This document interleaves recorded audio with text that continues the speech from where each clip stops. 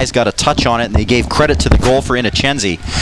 And so New York sitting on that 1-0 lead less than 10 minutes into the contest. Beautiful day out here in the Northwest. We've had that kind of summer throughout, and we've talked, too, about the heat maybe being a factor, but I think these guys are probably used to playing in all kinds of weather conditions by now. You have to be used to it, and you would particularly assume that teams that have had the kind of summer that I know New York's had a scorching summer part of the time. I know Florida's always hot, so I would assume the conditions are not anything either of these teams are not used to already. So far, what have you seen as far as the two teams and how they match up? I know I've made some mental observations, but what have you seen as far as that's concerned to kind of give us a tempo or what is going on right now with these two? You know, the first thing that jumped out at me, Mark, the Red Bulls came out of the gate just having a step on Ocala everywhere they went. Yeah. Just every ball, they were a little bit quicker. Ocala wasn't getting rid of it quick enough. Their runs were just a little bit mistimed. That's changed a little bit here in the last few minutes. The contest looks more even since the goal was scored, but New York just came out firing, and Ocala looked a little bit back on their heels. Ocala did have a cross that failed as they went down to the Red Bulls' end, but still, Red Bulls seem to be down in the Ocala end quite a bit, and now as you see it cleared out of there, but the Red Bulls, with time of possession really in their favor at this point. Oh, certainly. We've played almost all of this game in the half of the field off to our right, and Ocala's going to have to figure out a way to maintain possession over extended periods of time and work that into offensive opportunities. Lex Craigs is the goaltender for Ocala, and he is a left-footed kicker. You see he'll come out with the ball right now as we're coming up on the 19-minute mark in the first half. First game of our doubleheader of the semis in this Premier Development League semifinal doubleheader. The second game will feature Seattle Sounders FC U23. They play a lot here in this county, in this area, not at this stadium all the time, though, and they will be playing against KW United FC out of Canada. We'll talk about that more as we move along. And Ocala right now near midfield with the ball. That's Lewis Hilton, who's going to blast it across field. And what might be they be thinking at this point in time, down 1-0 as we're in the 20th minute? If I'm the coach of Ocala right now, what I would really want my guys to be doing is not to lose their composure. It's really important when you give up an early goal not to feel like it's hopeless. Nice cross right there, and a header didn't get it, what he was looking for, bouncing too high right there. And we'll get you the gentleman who did that. That was Samuel Duinick with the ball going over the top of the net. But still, again, we've seen that a little bit more in this last 10 minutes of Ocala putting pressure on down in the New York Red Bulls' end. So they're kind of showing them a little bit of what the New York Red Bulls was showing earlier. That's exactly what I was talking about, is composure. How you respond when you give up a goal, that's the kind of thing that defines a team that can find a way to a championship versus a team that's going to fizzle out. And these guys haven't lost their cool after giving up. It's got to be devastating. You're 7 minutes in, you've already been scored on. You're feeling like you're just not fast enough to play with these guys. I'm impressed with the response from the Stampede. Quick throw in by Ocala, but the Red Bulls right there to counter and kind of going back and forth a little bit right now. Again, thank you very much, everybody, for tuning in to our webcast. Premier Development League semifinals. And we'll have the final coming up on Sunday, 2 o'clock Pacific, 5 o'clock Eastern time. Ocala now in their crimson uniforms, break midfield and into the New York in the Red Bulls' end, and the Red Bulls going to break it up. Seen this player all over the field so far, Christopher Thorsheim, and he assisted on the goal, and he was right there to break that up. He's been very active so far. As you mentioned, got the assist from his left back spot, or his right back spot, excuse me. Found that assist. He's also crossed the ball a couple of other times and been very effective on defense as well. Red Bulls trying to take it into Ocala's end. With the ball for the Red Bulls, again, is Thorsheim. He boots it ahead to Inochenzi. That's been a combination. They've been going back and forth in this first half. Had the goal 7 minutes in, and we got a corner kick coming up. So the Red Bulls going to shoot somebody over there and get that taken care of. Heading over for the Red Bulls is Scott Thompson. He's a defender. Let's see if they can make something happen right out front of the goal. Thompson played on the 2014 NCAA champion Virginia Cavaliers team and had a goal in the playoffs against the Jersey Express. Boy, Virginia, talk about soccer. Right there, the Red Bulls Not going to make it happen, but again, putting some heat on the Ocala team as that's going to go out of bounds. And the Red Bulls will have a chance to throw it in and keep it down in this end. A very nice block from Samuel Dunnick there as Chris Lima had absolutely lined that up. A lot of pace on the shot, but it's blocked out for the throw. Lights on here at the stadium, and in this local time zone, it is 6:27, so still a ways before the sun goes down. But one of the things as we get deeper into this doubleheader today is that the lighting can be a little bit spotty here at Starfire. Nice move right there by Thorsheim. Again, you see him on both ends of the field like no problem. He's got to be careful, though. As you see, this time he's on the left side of the goal. He's the right back. It's great to be involved as a defender, and you really want to see that, and it pays dividends. He has the assist on the goal, but he's got to be careful and make sure he gets back if there's a counter after the corner or something. Steven Echeverria with the corner kick, and that one right out front, popped loose. It's going to be now Lima trying to boot it in. It's kicked away as the Red Bulls chasing after it. You got a guy fronting the ball. And Red Bulls again keeping it in the Ocala end. Thorsheim cross around. Oh, there is Inochenzi as he's going to knock it out. And it's going to be last touch. Let's see, another corner kick coming. It's fourth one for New York. Yeah. To give a lot of credit to Lex Craggs. Two really good touches on that sequence. The save just now to put it out for the corner, but also he's the one who got a hand on that corner, the third one, to keep it out of the net. 23 minutes and about 40 seconds into the first half here, so we're a little past the halfway point of the first half as the Red Bulls going for a corner kick off the right side. A nice bend on that one and knocked out of there. Ocala really gets it towards midfield now, and they trail 1-0. Mark Ockett along with Nathan Murphy. Ocala with the ball is Hilton. Ahead, he goes to Diegues, and the Red Bulls going to blast it out. Now, where you see it going into those trees, it looked like it went over the fence. Is the main line right behind there. Thank goodness they have those trees because it provides us with insulation because there's a train track that runs all the way down to the Mexican border. That's the main BNSF line, absolutely. We get 2, 3, 4 trains going by every hour. That one is also the line that cuts through Safeco Field where the Seattle Mariners play their home games. There's a header out off the corner kick, and Ocala in the Red Bulls end. Pereyes, and now it's the Red Bulls trying to get it out of there. You can see the referee. You can see the referee, Levi Rippey, thinking about calling that foul and deciding to allow it. He's going to call this one, though. They are letting them play a lot, though, aren't they? You know, there's not been a ton of contact through the first 25 minutes of this one. That's the first really heavy foul I've seen, and he is going to show the yellow card. Yellow card. So we get the name on that yellow card. Is it Inochenzi? Wrong team. Sorry, it's Pereiras. Oh, it's Pereiras. Okay, so Victor Pereiras, the midfielder, is going to get the yellow card for Ocala. And that's a pretty easy decision for Levi Rippey. It's just a hard foul. He's hassling him from behind. He doesn't really get the ball, just chops him down. That's a caution every time. And now in the 26th minute of the first game of our doubleheader, and Ocala will have the ball. Lex Craggs again in goal for them. What do we know about him? Lex Craggs played at Flagler College in St. Augustine, Florida. He'll be a junior there. He also played for a year at Florida International. He's from the Ocala area, actually, and he's 4-1-2 on the season with 4 shutouts, 24 saves, and a .775 save percentage. And kind of unique of him as we were getting prepared for the broadcast and studying these teams, the fact that he's a local because they have more of an international flair. It is. I think he's the only Floridian native on the team. I'm not positive about that. But as we mentioned, there's several Englishmen on the team, a couple of Brazilians. There's a real international flavor to this Ocala side.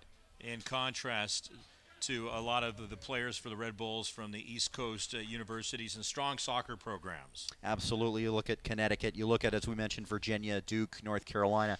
It's a very traditional PDL team. It's the college summer league concept, just like the Nantucket Baseball League or things like that. Yeah, exactly. These are kids that keep their college eligibility. They don't get paid, but that's the whole idea of the PDL. Is it's a pro-style setting. It's the opportunity for some professional coaching, some professional scouting, get a sense for what it's like to train every day in that kind of a setting. So it's great for the kids. It's certainly great for the development of the game and the player base here in the United States. Look at that, coming right through there. Quick play. That's Karamba Jana. And he kind of raised havoc against the Red Bulls in their defensive end. He's made a bit of a pest of himself here in the first half an hour. Hasn't really affected something too terribly, but it's the kind of effort where you just need one bounce, you know. Thorsheim takes a shot. That's going to be headed out and away. I don't think Ocala was hoping to do that. That one's going to go out as a corner kick. That's certainly not what he was aiming to do. That's not what Sam Dunnick wanted to do, and you could see as soon as it came off of his head that he was not happy with the result. He was looking there. to go to Craig's on that, right? You know know what he's hoping to do, or just get it going a different direction? I think he wanted to skip it out to the right and away. You probably don't want to give it to your goalkeeper no, it's too on tight. that. Yeah. With the corner kick that time, Tukwila, Washington. Seattle. This facility used to be called Fort Dent, and then they completely remodeled it about 11 years ago. And with the emergence and growth of soccer in the area, obviously it's done very well. And you see with the Sounders now, the Seattle Sounders FC, they average about 40,000 per match. How is the S2 team doing? The very first match sold this place out. It was about 3,000. Since then, I think they've averaged about 2,200, maybe a little bit less than that. It varies a lot. You have Portland on a Saturday. Oh, with the shot that time is Perez, and coming out to field it, goalkeeper Joseph Ohaus. A little bit hopeful Pereira's there from a good 30 yards away. No problem there for Joe Ohaus. But, you know, if you're Ocala, it's good to just get the ball on the goal. You got to get shots on frame, and that's the only way that you're going to make something good happen. See those jerseys of the Red Bulls, looks very much like it does working their way up the ladder, because they also have a USL team, and then of course they have the MLS team, and headquartered in New Jersey. They also have an academy, as do most of the MLS teams, and New York's has been extremely successful over the last decade. They've won a smattering of titles as a foul's given. Foul that time is going to be on Jane. He's been with this team for a while. As the Red Bulls now go into the Ocala end, with the ball is Lima, midfielder, kicks it across the way, and we're at the 30-minute mark, 15 minutes to go in the first half, and what could the Red Bulls be? Obviously they want to score a goal, but also strategically, what are they trying to set up right here? You know, I think New York, if we go into the halftime break with the scoreline as it is right now, I think New York's going to feel like they left some opportunities wanting. Not so much a shot that was missed or a remarkable save, but they've just had so much possession. And they haven't developed that into really quality chances on goal. So if I'm New York head coach Rob Elliott, I'm probably telling my guys we have to be more composed in the final third. We're doing great in the midfield. We're not allowing Ocala a lot of time in possession, but we have to do better in the final third, translating possession into those really threatening chances on goal.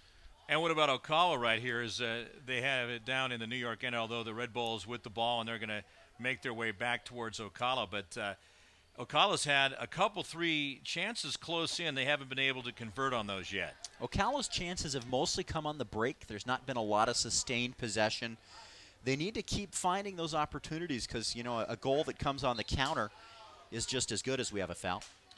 Another foul right there against Ocala, and that is down outside the box and in their area. So, and he a little frustrated with himself. That for him is Lucas Stoffer. Yeah, sometimes too, and we're seeing that from Ocala on a couple of things. We're just frustration. It is frustrating to play against a team that does a really good job keeping the ball away from you. There's nothing quite so frustrating as playing a game without the ball when you're supposed to be having it. But they've done a nice job. We talked about their composure after the goal. They've done very well. Scott Thompson with the free kick, and it's going to curl right over to Lex Craigs. And Craigs will set things in motion as everybody goes the other direction now. Now we're dealing with a lot of unique temperatures for the Seattle area. The past 2 summers, actually, it's been rather odd when it comes down to it as to how it used to be. It has. In fact, we just set a record for consecutive days over 80 degrees. Is that correct? Yes. This is the 11th in a row. We'd never had more than 9. And yeah, people think of Seattle area and rain, but not to suggest global warming or anything. But the weather, I grew up here, and the weather patterns have definitely changed. it's been very dry. And if you look at what they're predicting for the weather patterns in the winter, it's going to be very wet down the West Coast, except for this little corner. Player goes down, but gets to his feet. Brian White. Now over on the right side, Thorsheim. Good footwork right there. Puts it ahead. And see, twisting around is Joseph Swenson. I got to think we have some family members as the ball is kicked past the goal. I would think and hope that we have some family members of both teams that are viewing the webcast and hearing us. So hello to all the family members for both the New York Red Bulls FC U23 and also the Ocala Stampede throughout the East Coast over there and throughout the world for that matter. It's well into the late evening and the early morning over in the United Kingdom, but hopefully some family members over there are watching. We're glad that you and everyone else are with us tonight. Red Bulls will throw in just across the way from us. This stadium, they listed capacity is 4,000. I think they can put a little bit more of that in here on the berms and stuff, but they're also going to be doing some renovation work because of the S2 team. Well, they already did a whole bunch during the off-season this past winter, and I think there's some more things planned. If you, I don't think you can see it on the webcast, but down below us there's a lot of plastic seats that were installed to make it a little bit more comfortable. Some new locker rooms and other facilities in the main building behind us to make it more comfortable for the team that actually play their home games here. So. And in those new plastic seats that they put down, it spells out across the way in white. Do you know what it spells out? You know what? I think it's can't USL remember. or something like that. I think it's SSFC maybe or something like that. Yeah, but, it's 3 Sounders letters. related. I've seen it. Red Bulls with the ball in the Ocala end in the 35th minute as Ocala breaks it up right there. They're just hanging in there. And that's the kind of thing, too, Nathan. You stay close enough and just happen to get the lucky breaks, you could come out of here with a victory. We were talking about composure after giving up a goal, and that's the whole thing is keep it close. All it takes is one great counter or one lucky bounce or one really good service, and you can be right back level. So they've done a really, really good job, have the Stampede, of not losing their heads after giving up the early goal. They've kept it 1-0. Yeah, and that early goal was in the 7th minute. Good job breaking it up down there as, coming out of goal is Craig's. But I'm quite sure you watched the Women's World Cup final. Oh, ahead they go, and that is Dieguez. Dieguez trying to get past the Red Bulls, but there's 3 white uniforms right there to slow him down. Look at the size differential right there between Schmoll and Jane. Schmoll. No comparison, but the 6'6" Swiss, just a little bit larger than the Gambian, just a bit. So now Craigs will get the ball again. But the Women's World Cup, obviously, the United States in that championship getting off to a very brisk start, and they just kept going. Now, that could have happened here, too. Absolutely, it could have. It's a little bit different as this ball is onside. There you go. Getting ahead, slowing it down, and getting control is Jane. And now he'll pass to Paredes. And he takes a shot. That's going to go high and wide. Looks like a piece of the Douglas fir native to the area. Took a bit of a branch off of that one right there. So lots of things in play here, although that was over the top of the goal. You know, I think that Joe Ohaus had that covered, but boy, that had some mustard on it for It Victor sure Paredes. We heard it zipping all the way up here. Yeah. In the 37th minute now, and it is Ohaus who will kick away in his green goalkeeper uniform. We'll have a feature at halftime. The Red Bulls with the ball, and then play stop. Let me make sure to keep you up to date, and you can stay up to date on what is happening throughout the league at uslpdl.com. Also become a fan of the PDL on Facebook. Visit facebook.com/uslpdl for exclusive league news and interactive content. Follow at uslpdl on Twitter to become a PDL League Insider. Join club conversations and track notable alumni through their pro careers. And also, Nike is a proud sponsor of the PDL. Follow at Nike Soccer on Twitter for all the latest Nike Soccer information. Look at this. And he's got a goal. How about that? Jane ties it up. Everything looks to be good in the 38th minute. And it's an absolutely perfect through ball. I think it was Raimundo Marquez who plays through Jane. He's been threatening on that offside line for the last 10 minutes. And this one, he found the ball and he found the line correctly. And Ocala have leveled it in the 38th. Absolutely marvelous goal. How about that? So Karamba Jana, make sure we have the pronunciation right, is coming through with the goal to tie it up at one apiece. He just had a great breakaway right there and got the job done past Ohaus. And brand new match as the Red Bulls will kick off at midfield, just like we were talking about. Even though the Red Bulls have had the ball in the Ocala end for a good portion of this match in the first half, Ocala able to blast ahead and get the job done. And now if you're New York Red Bulls under 23s, you're definitely wondering about all those chances that you didn't generate in the first 15, 25 minutes of the game when you were absolutely dominating possession. That's really not the case anymore, as Ocala has really started to strengthen some things together, and it culminates here in the 38th with a goal. Doesn't matter that it was scored in the 7th minute or the 17th minute or the 27th minute. It's all tied up now. And they have definitely, you can see there's just been stretches where Ocala has not let the Red Bulls intimidate them or get the edge. They just kept their head in, like you were saying earlier, composure. I think this is kind of a hallmark of this team, as we were talking about a little bit earlier on. These guys come from a really wide variety of backgrounds. There are a lot of guys who played at very small colleges or bounced around a little bit trying to find a place where they would stick.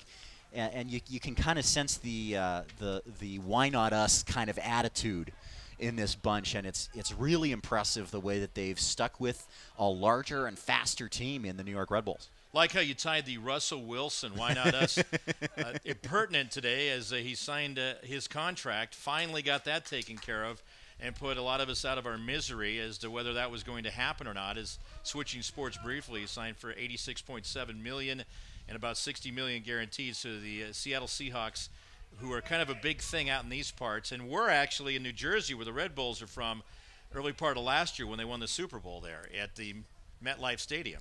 You know, you could hear the sigh of relief around the region as Yeah. you were waking up this morning. It's something that there's been a lot of talk in this area about that, and people are very glad that it's taken care of as training camp gets going. But in the 40th minute, we are tied 1-1. Red Bulls on the attack right now, and it is Thorsheim. Thorsheim has it popped away from him, and look at Ocala.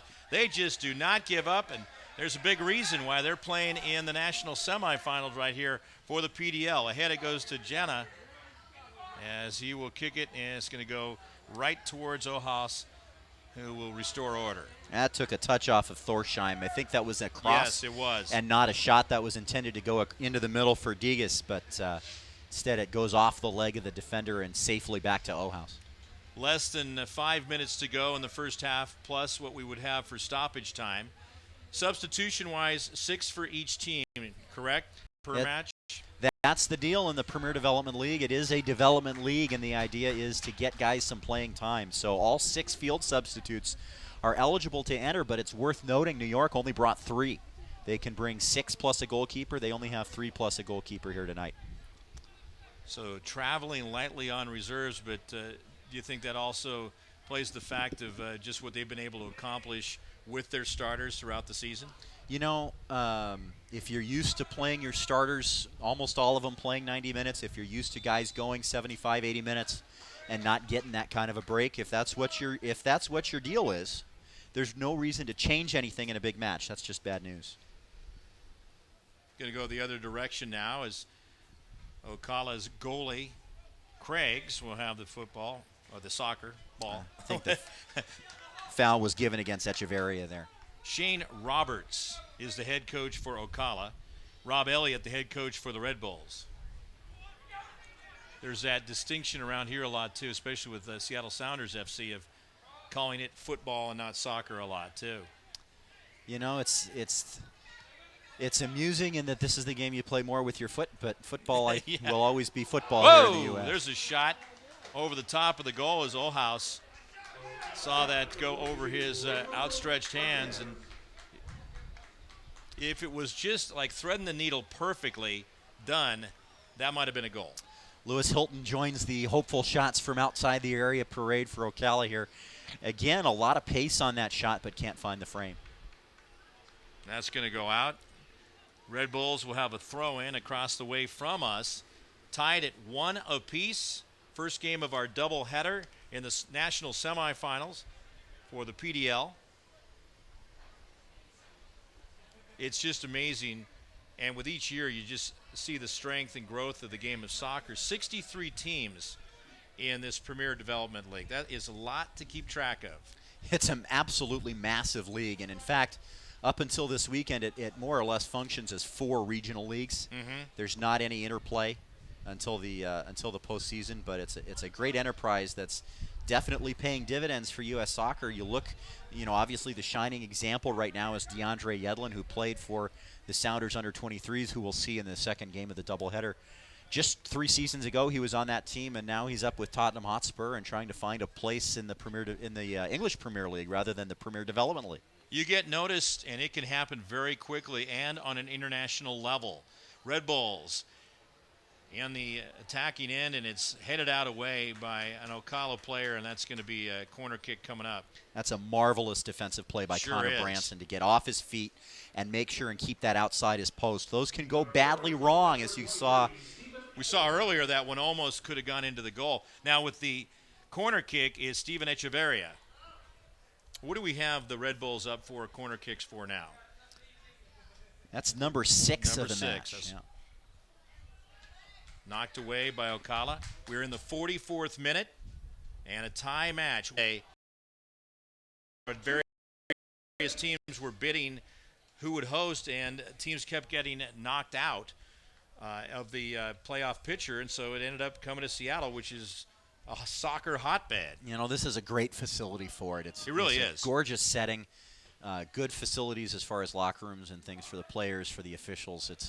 It's a great place for this event all around. And you have the Green River just on the other side of the barrier above the stands over there, so there's fishing available too, practically from the back sides of those grandstands. Absolutely. Of stoppage. As they'll put there, so there you go. It's about to do the same thing. Red Bulls with the ball in their own end. Okay, you got less than 2 minutes to go. You're New York. What do you try to make happen here?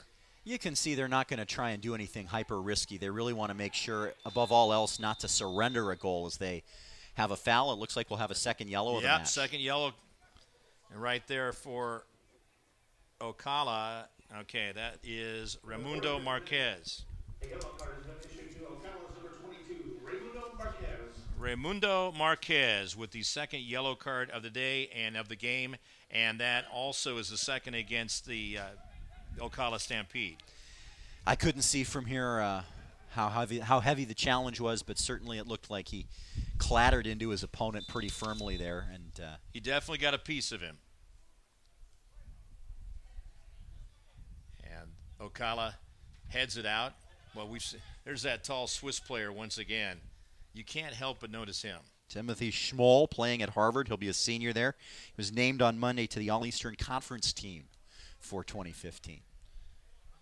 Good size at 6'6" to see out roaming the field there. It didn't take too many strides for him to get up and down. Oh, look out. Red Bulls with a kick over. Oh, off the crossbar.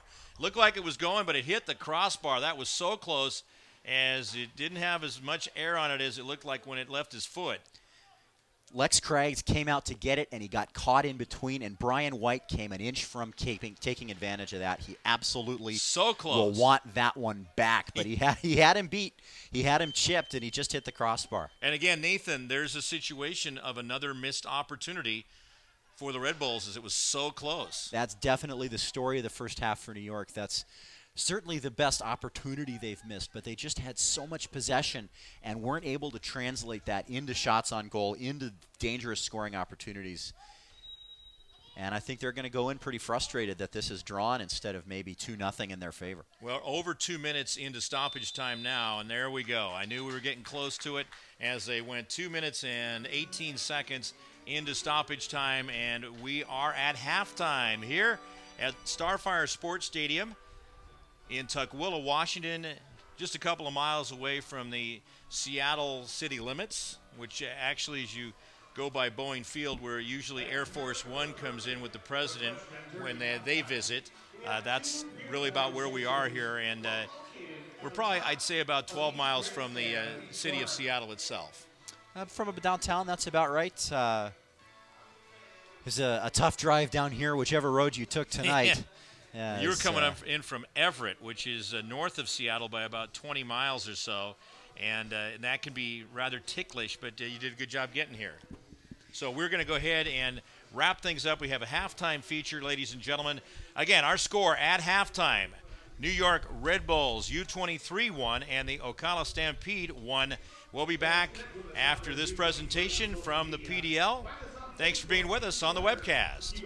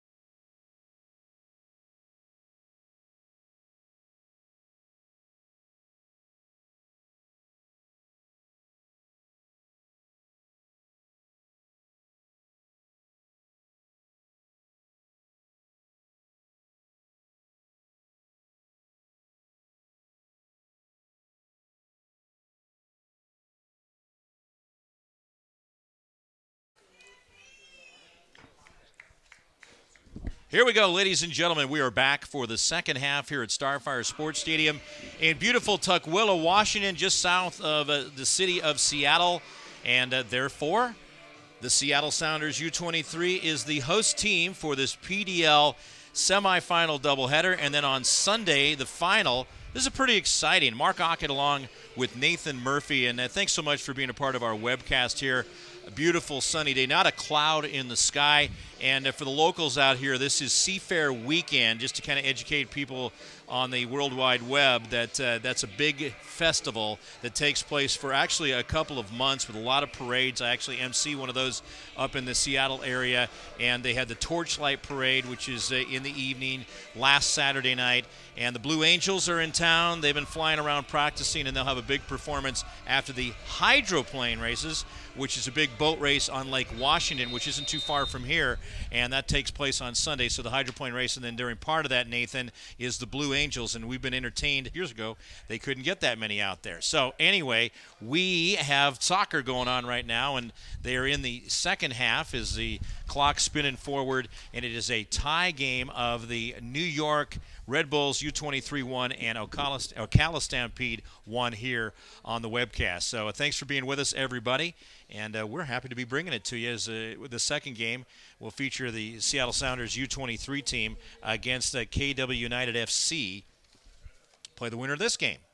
It's a PDL Championship is a great event. It's a lot of fun. It's kind of the culmination of the academy and development soccer process here in the United States, and these are your conference championships, champions this year, coming together to play here at Starfire and Tukwila. A lot of fun for everybody as we see people starting to trickle into the building here, some wearing Red Bulls and Ocala Stampede uniforms, but a lot of Rave Green getting ready for the second one here.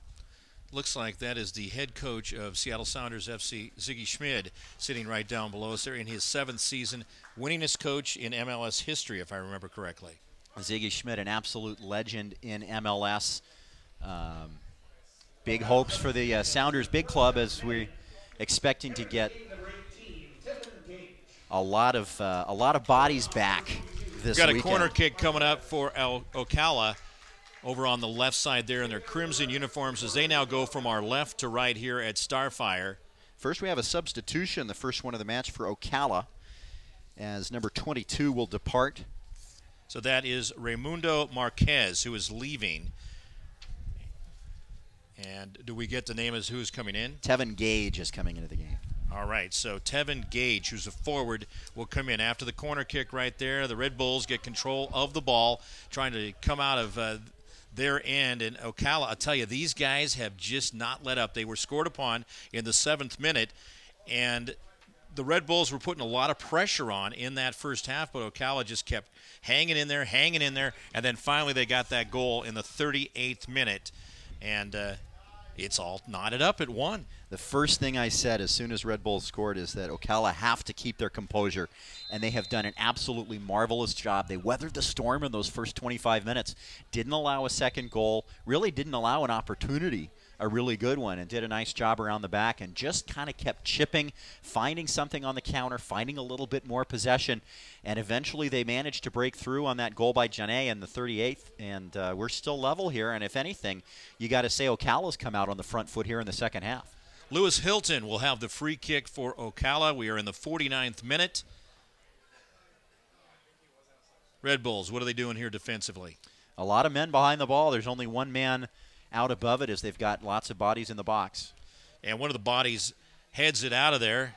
That was Politz, as Ocala trying once again, and then chasing the ball down is Ohaus, the goalie in green for the Red Bulls. That's a nice idea, trying to get the ball over the top for Connor Branson. A little bit too far for him, but you're seeing creativity on offense from Ocala instead of just kind of trying to survive, and it's been a good first 5 minutes of the period for them. Red Bulls in the Ocala end. Good defense right there, forcing it back. Scott Thompson now. Thompson getting a few touches in that first half. Ocala trying to take it away, and some tight play right there is going to be a foul. It's going to go the other direction as Echeverria will head back and was riding his opponent tightly. Yeah, he just tugged down Sharandu a little bit. They were both holding a little bit, but in the end, it's going to be a free kick for Ocala. New York, they look a little bit rattled coming out here. They look this time they're the ones who are just a step late to the ball, a step late to get rid of it. They've got to settle down here, or they're going to find themselves behind. Obviously, conditioning plays a factor. These players are used to going at it, but very deep into the season here now. It's deep in the season. It's warm out here. These guys have traveled a long way, both of these teams coming from the East Coast. That's a huge advantage for Seattle in the second game, not having had to travel to get here. But air is a little bit different here, too, from what they may be dealing with on the East Coast with the marine air. Yeah, it's probably easier to breathe out here, honestly. I lived in Pennsylvania as a very young man, and the same temperature is just not as heavy out here. That's true. I spent some time on the East Coast, too, and wow, some of those nights, 3 o'clock in the morning, you run into it's like walking into a furnace. Red Bulls with the ball. Look at that. Good movement right there by Knudsen. And he gets knocked down from behind by Jesse Stoffer. And a vociferous, frustrated argument with the referee here by Connor Branson, who thought that he had been clean. If I'm honest, I think he's lucky not to be cautioned here. He got his arm in the back of the man Thompson, who was trying to run forward. We only have the one angle, and the referee's got a little bit of a different look. But as we look on the feed a little bit behind here, I think he's lucky not to be shown the yellow card for shoving the man down from behind. And I agree with you right there. Steven Echeverria and also Scott Thompson lining up for it. It's going to be Echeverria who kicks it ahead, and out of the goal is Lex Craigs, who has the soccer ball, and everybody going to head the other direction now. In the 52nd minute, again, we are tied. New York 1, Ocala 1. Mark Ockett, Nathan Murphy, bringing you the webcast on the PDL Webcast Network. And just going back to the service off that free kick there, I think it was a lot more dangerous than it looked because Schmoll was running into that back post, the 6'6" Swiss. And he didn't miss that by a whole bunch. It went easily into the arms of Craigs, but that was very close to being an opportunity. Ocala on the attacking end now. Over on the right side, it's Dwinick. Now up top, he goes to Hilton. Hilton crossing over.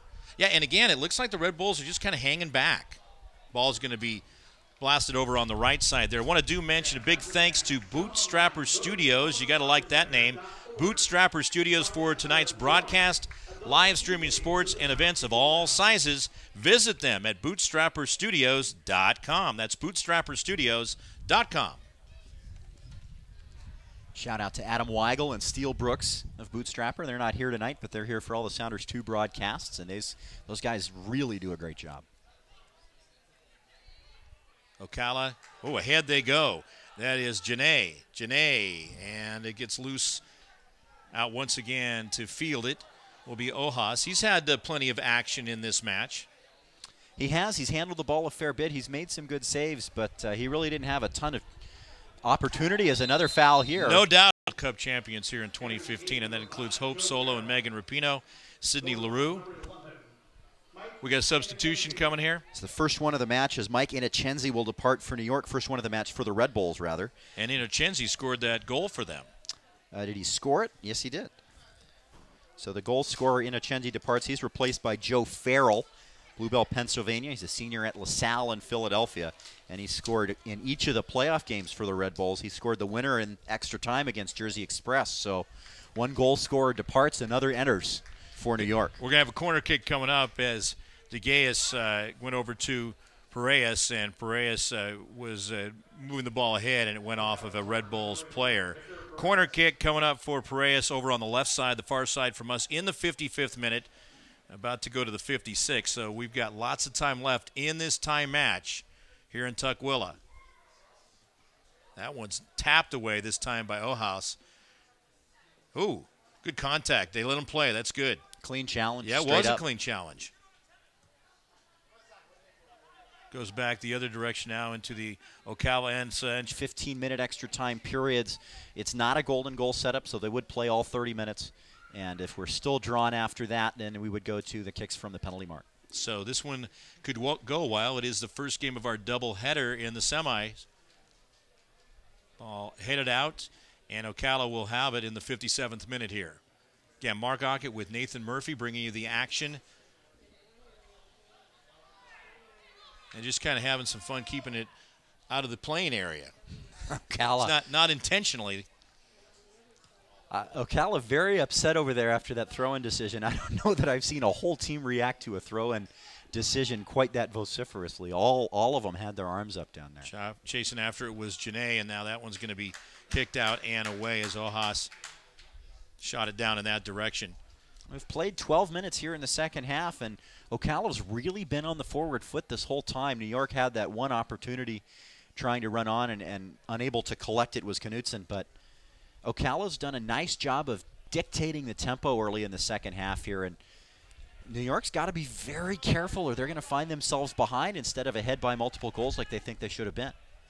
Ocala near midfield right there, and Red Bulls staying tight on him. That time defensively it was Lima. Now Ocala will go ahead. Paredes over on the right side. He goes and finds a teammate who takes a shot right there. That was Janae, and Janae shoots it right at the goalkeeper, Ojas. A little bit earlier in that sequence, the guy who just came on, Tevin Gage, made an absolutely beautiful run, and nobody noticed him. Just a little bit of a chipped through ball, and he would have been in, I think, and nobody saw it. Oh, grabbed his ankle over on the right side right there. That guy, Knutson, I don't remember him as much in the first half as what we're seeing here in the second half, and he had his hands on the ankle of that Ocala player right there. There's no doubt about that. A nice shoestring tackle by... Yeah, it was. Now, that would be great if he was out at the NFL training camps, which got going this week, and here in Seattle today. Actually, should mention the Seattle Seahawks train right next door to us in Renton. It's just up the road. You drive past it on the way down here, maybe 4 miles north of here. It's a beautiful facility. Peter King of SI ranked it his top place to come to a training camp, and the VMAC's something special. Yeah, and it's right on Lake Washington. People and players can actually arrive by boat to go to training camp. You got to love that. All right, Red Bulls trying to put some pursuit on right here, and it's knocked out as Ocala will go chase it down now. And 59th minute of action here in game number 1 of the semis. Game number 2 will start following this one whenever that wraps up. Now, this second game was scheduled to start at 8 o'clock, but if we stay tied and go to overtime and etc., it could be much later than that. That's 8 o'clock our time out here, 11 o'clock on the East Coast. Right now, 10:23 on the East Coast. Seattle Sounders FC U23 against KW United FC out of Canada. KW United coming in as the top seed in the championships. They defeated the Michigan Bucks, who were the defending champions and only had one loss all year long. So Michigan goes out of the tournament in the conference final with 2 losses on the year, both of them coming against KW. KW themselves only have 2 losses as a push is called over here on the near side. Whoa, little elbow at the end of that right there. And Knutson involved once again, but the push is going to be on Samuel Dwinick, the defender out of Liberty University in Lynchburg, Virginia. Boy, you know, the snarl factor in this one's starting to rise a little bit. It is. You can feel it. You can see it. We're getting along fine up here, though. Absolutely. New York just looks very frustrated right now. They started this game with so much possession, basically doing whatever they wanted in their own half, and halfway into the Ocala half of the field, they just couldn't find their way into the box after that goal. And that went away after about 25 minutes, and now instead of having so much of the ball, they can't really seem to put any possession together, and they're responding to it by lashing out a little bit, I think. My observation is Ocala is playing like loose and like they've got the mental edge right now, and really a thorn in the side of the Red Bulls. It's just a lot of annoying play by Ocala. It is, but from the standpoint of New York. But they're right there, tied at 1 apiece. Goals in the 7th and 38th minute. 7th for New York, and the 38th minute for Ocala. It was Innochenzi for New York and Janae for Ocala. That's where we stand. 1 apiece in the 61st minute.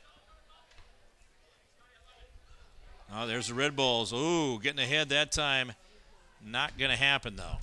Marvelous recovery by Paco Craig. Just a great job to get back and prevent his man Knutson from running onto it. It was a marvelous through ball. Now, you had mentioned that you had worked with the PDL a couple of seasons. I did. I broadcast for a franchise that's now in Issaquah, the Puget Sound Gunners. The first year I was with them, they were the North Sound Seawolves up in Edmonds. And I did color and play-by-play for them in 2013 and 2014. That is the same. They're in the same division as the Seattle Sounders U23. Seven Absolutely. teams in that division. New York is in a 10-team division. They So went 9-2-3. everybody plays the same number of games no matter how many teams are in your division. So they changed the schedule around as Knutson tries to run onto this one. See some of those pebbles come out of the field turf down there. Look at this move by Knutson. Fancy footwork. He gets it right up front, but that one went in the direction of the Ocala goalkeeper, Lex Craigs. Ben White had to stick his foot behind him to try and control it. And instead of controlling it, it went right through his legs to Craigs. But the most dangerous moment we've seen from New York all half long. Pereiras, and they're over on the far side from us. Again, tied at 1 and taken away. Getting right there in the mix is Politz. Now, he was previously with the New York Red Bulls under-18 team. A lot of these guys were. That's part of the development academy that we were talking about in the first half. And New York's been extremely successful at the under-18s, at the under-16s, and under-14s.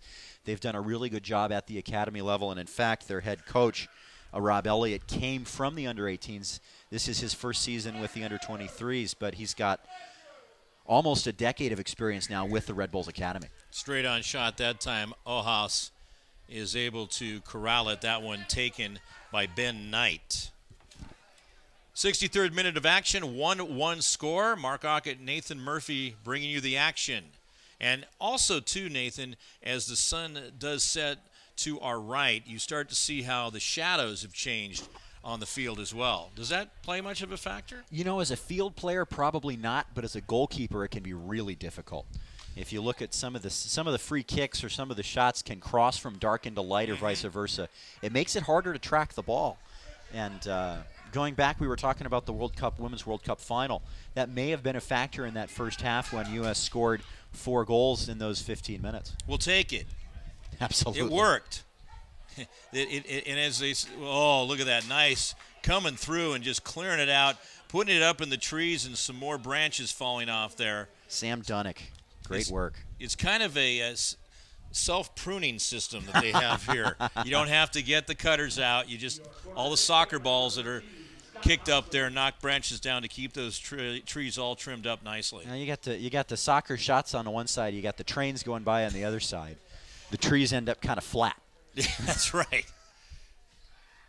Cross off the corner. That's going to go off the top of the crossbar. We did see that kick in the first half that curled right over onto the crossbar, almost went in for the Red Bulls. It would be sitting at a 2-1 lead for them right now. That's the second time the Red Bulls have hit the crossbar. The first half, Brian White had the goalkeeper beaten, had him out of the way, and his chip attempt just skipped off the bar. This one, the corner.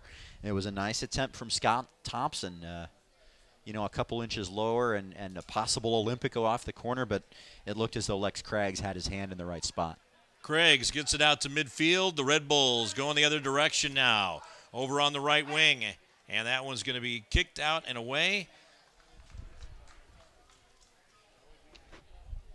It's going to be a corner. They will award it a corner kick over on the left side for the Red Bulls. And they'll shoot somebody over there to take care of that for them. They had 4 in the first 15 minutes corner kicks, did the Red Bulls. This is the first one of the second half and 20 minutes in. Steven Echeverria, and talking about shade and sun, he was running right through that there. He's in the shade now for the corner kick. Well, here he goes. Let's see what happens. Do they make it happen? No, it's cleared out of there. Not good header right inside by Ocala. And it looked to me like Connor Bramson was the guy that got that taken care of for Ocala, and very valuable. Very good composure at the back by Ocala right now, just not allowing the ball to bounce in the box, not allowing it to fall to the feet of opponents, and just getting it out of there. It's good work. You look like at a player that could be player of the match, and Janae is certainly rises up in that distinction for Ocala. He has been around the ball a lot, just done a lot of little things throughout this match. We talked about play that was just irritating to your opponent, and that's exactly That's what him. he's doing. He's quick, he gets in the way, he causes things to happen, and he's really good at finding that offside line, and that's what led to the goal. Knutson, good stop there with the foot by Dwinick. Red Bulls, again, showing some frustrations. Like, God, what do we got to do to penetrate these guys? We cannot seem to get through this wall of solid defense by Ocala. There's the tall guy from Switzerland once again, Timothy Schmoll. And coming out of goal will be Craigs. Dunick fell down. Very lucky for him there wasn't a runner behind him because he would have had no chance. Yeah, and Craigs 4-1 and 2 in the regular season with 4 shutouts and 24 saves. And doing public address for the Sounders women, again, same level as U23. It's just interesting to see where the players come from because we've got a lot of great soccer players up in this area, but we have players from North Carolina, all over the continent. A lot of concentration of Mid-Atlantic, obviously, for the Red Bulls, as these at least half of their roster are guys that played as youth players in the Red Bull system there in New Jersey. Once again, it is Janae with the ball over on the left side, and that one's going to roll out of bounds, and they'll have a goal kick coming right up here now for Ojos. We're in the 68th minute. Thanks again for being with us on this PDL semifinal presented by Nike. Thank you to Nike. YouTube is the official online video home offering live games and feature content for the PDL. Subscribe for free to the PDL YouTube channel today. That one's knocked out, and we've got the Red Bulls going to go with a throw-in right here. 1-1 score. You know, the Red Bulls have had a lot better possession here in the last 10 minutes or so. It was about the 56th minute. We were talking about how forward Ocala had been. New York has done a nice job of keeping the ball here in the last 15 minutes, 10, 15 minutes. Here they come out of the back part of the field, and it's going to be the Red Bulls getting control of it once again. That's Schmoll. a nice. Go ahead. No, you got it. That's a nice run from Degas, but he just outran the ball. As we look at the flags, the wind knocked that one down a little bit, and he had to try and cut and go back and get it. He couldn't keep his feet. Thank goodness for the win. It is hot here today, and we've been going through this great stretch of heat in the Puget Sound, Seattle area, but the breeze feels so good and very refreshing. It's got to help for the players out there, too. Over to the left side, chasing it down will be Pereira. He keeps it inbounds. Needs some help? Not going to happen that time. He was looking in the direction of Diegas. Nice ball from Lewis Hilton to start that sequence as he found the man out on the left wing. Ocala wanted a penalty there, but Levi Rippey was looking right at it, said nothing doing. Oh, that one shot on goal by Diegas. Once again, Ojos there to take it. And up ahead come the Red Bulls. Joseph Swenson. You know, Degas led the team with 5 goals in the regular season. No, 6 in the regular season, plus 1 in the playoffs. He's just not looked very effective today. That was his opportunity just now. He's a little bit ahead of the ball. Technically, he just looks like he's a little bit off tonight. Lemus. Now it's Knutson. Knutson over to the right side, but it's knocked away by Ocala. Getting his foot on at that time was Paco Craig.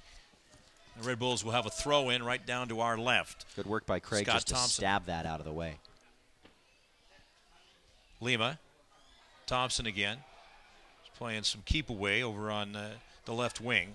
And that one is going to go out. That's just a little bit of an unforced error there from New York as they start to string the possession together, but you can't do like Swenson did there and miss the easy one back. If you want to take a risk on a pass going forward, you understand missing that, but you can't miss the easy ones when you're trying to move something together and find a winner. Throw in by Dwinick. Going back and forth a little bit now. The Red Bulls trying to get control of it. They do. Then Ocala is going to come up with the ball back in their end. The sponsor on the front of the Ocala uniform is Legacy Team Sales. It's a uniform shop. That's what that stands for those of you that aren't familiar. And then, of course, the Red Bulls with that high-energy beverage drink. You know, a uniform supplier sponsoring a uniform is a little bit meta, don't you think? Just a little. Well, they're getting full bang for their buck there for everybody tuning in. Absolutely. In the white, the Red Bulls. In the crimson, is Ocala, the Stampede. And with the ball right now will be Lewis Hilton. Hilton ahead. He goes to Diegues and can't get anything to happen on that. And you can see the frustration from Ricardo Diegues. He's just not getting the touches he wants up in the goal area. Again, he just a little bit too far, a little bit out of his reach. He tried to turn and he couldn't keep it. And you can see him starting to get frustrated, but he's found it earlier in the year. As we said, 6 goals in the regular season, and he did score in the playoffs against Miami. Ball knocked ahead and going to go out of bounds. 72nd minute of action here at Starfire Sports Stadium. New York 1, Ocala 1. First game of our semifinal. If you're just tuning in, Michael Innocenzi scored off an assist from Chris Thorsheim in the 7th minute. And then it was Karamba Janae, unassisted, scoring in the 38th minute. That was just a marvelous goal by Janae, finding an over-the-top ball from his teammate Pereira. And we have a substitution? Yes, we did. And Diegues just came out of the match. So we'll get you caught up to that. I'll keep an eye on the action right here as Nathan spots the substitution. They're going to go out. And a goal kick coming up for Craigs. Will Roberts enters the game for Diegues after the frustrating finish for him. He's a Welshman. Played in Coventry for Coventry FC in League One in the United Kingdom, and now playing at the University of Charleston. 5 assists in 12 games ties him for 8th in the PDL in assists. So keep an eye on him out there. That is number 20 for Ocala, as they're trying to do something. Both teams obviously trying to do something to get on the board again and come out of here with a victory and move to the final on Sunday. Sunday, 5 o'clock Eastern, 2 o'clock Pacific. 74th minute of action. Okay, just kind of getting in your head, and we got a whistle on the field now. Offside. Offside is the call. As we look, there's 16 minutes and change to go here in the first half. It's worth talking about, or in the regulation, excuse me. It's worth talking about fitness, because there's 4 substitutes available still for Ocala. There's only 2 left for New York. Yeah, and that is definitely something, because New York only brought 3 subs plus a goalie sub. To keep in mind as we go down the street. Oh, yeah, right there on the back was Dwinick. He was riding Knutson like a cheap suit and gets whistled for the foul. No more, says Levi Rippey, and he's right to talk to him there. That's a pretty cynical foul. Your man's beating you, and you just kind of hip check him and try and prevent him from doing anything after he gets by. And I don't know that I would have given the caution there. I think this is the right decision, but a little bit lucky at least not to be shown the yellow card is Dunnick. Definitely. Scott Thompson takes the shot in towards the middle, and right there near it was Schmoll, but it's cleared out of there, and now Ocala will try to get it further out of that part of the field, their end. Janae chases after it, but it's going to be the Red Bulls with a throw-in very quickly to get back into play in the 75th minute here at Starfire. Boy, what a weapon could Schmoll be if he could get his head on one of those. Yes. He's a good 2 inches taller than everyone else in that penalty area, but they haven't managed to pick him out yet on the corners or the free kicks. You think great Swiss athletes, and you think of Roger Federer, the tremendous tennis player. You know, Federer is a marvelous player, but he's not the latest Swissman to win a major. Give credit to Stan Wawrinka for winning the French Open this year. There you go. He almost won Wimbledon, though, did Federer. He sure did. Got very close, in fact. He still can fire up the end. Looked more like himself this year. How's that? How many different sports are we going to talk about here? That's right. It's entertaining. I love it. Right now, focusing on throw some cricket in here. We got the Ashes going that's on. right. England beating Australia in the 3rd test. So we have the throw or a corner kick coming up by Scott Thompson over on the far right side in the 76th minute. Again, tied at 1. First semifinal game here at the host team, Seattle Sounders U23. Given against New York as running over the goalkeeper. Craggs was one of the attackers, and Craggs managed to get a hand on it as he was falling down and palming out of play, but he got run into there pretty good. Goal kick coming up from Lex Craggs. Okay, we're nearing the 80-minute mark. Is just a few minutes away from that. Is obviously, I think it goes without saying that both of these teams would like to find a way to get this done without having to go to 30 minutes of overtime, because that's the kind of stuff that can catch up to you even if you do make it to the final. Well, certainly you'd prefer to win in regulation if you can do it, because as you say, you've got a match less than 48 hours from now with a championship on the line, but neither team really looking to take a lot of chances right now. You don't want to give up the late winner. Even more than you want to score one, you want to make sure you don't give one up. So very conservative play from both teams right now. A lot of time here in the midfield, and both sides just looking to see if they can probe and find an opportunity. In the attacking end is Ocala. There they go. Janae crossing over, and his intended player that time was Roberts. Remember, they just put him in a few minutes ago. Didn't quite work out, but the intention was good. That started with Thompson trying to play it back to his teammate and playing it right into the path of Roberts, who dropped it for Janae and made a nice run, but Janae just couldn't quite pick him out right about 7 yards above the goal. Not only did that ball go out, it went up on the roof as we heard it bouncing all the way down.